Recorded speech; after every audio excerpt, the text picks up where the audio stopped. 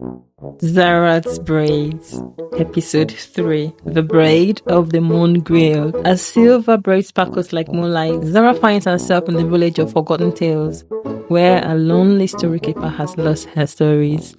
Zara's voice is the only one the stories will trust. But first, she must show she understands them.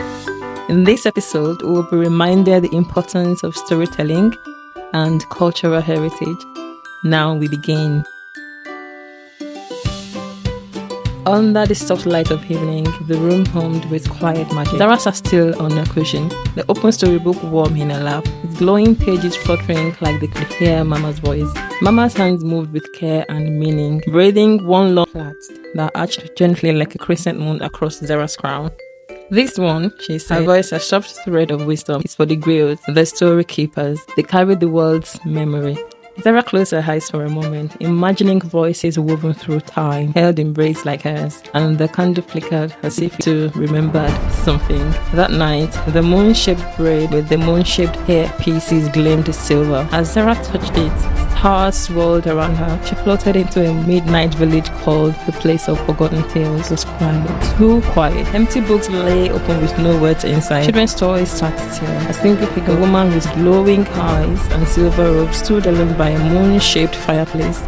I am the Moon Griot, she said, but the stories have left me. Zara looked around. Where did they go? They only returned for hearts that believe, the Griot sighed.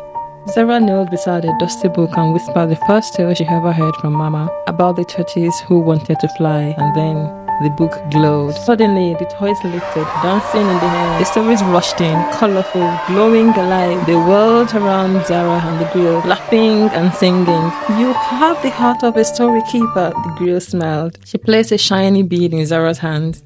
Pass it on. Zara awoke to find the bead still in her palm. She tucked the silver bead gently into a small pouch Mama had sewn long ago. Sometime later in the day. A pouch meant for safekeeping important things. She didn't need to tell Mama where the bead had come from. Mama saw the shimmer in her daughter's eyes and she simply nodded with a knowing smile. Outside, the sun over rooftops lined with morning dew, and the world looked ordinary again. But now, Zara knew the truth. The braid still glowed faintly when she passed the mirror, and some nights, if she held the bead close, she could hear the laughter of toys, the flutter of story pages, and the voice of the Moon Griot whispering. The world remembers when we remember. Keep telling the tales. And so Zara did. First to her little brother, then to her friends, then anyone who would listen. Because now she carried stories, not just in her memory or her bead, but woven into every braid, every whisper, every word she dared to dream aloud. And far above, in the sky full of glowing constellations, the village of Forgotten Tales watched smiling.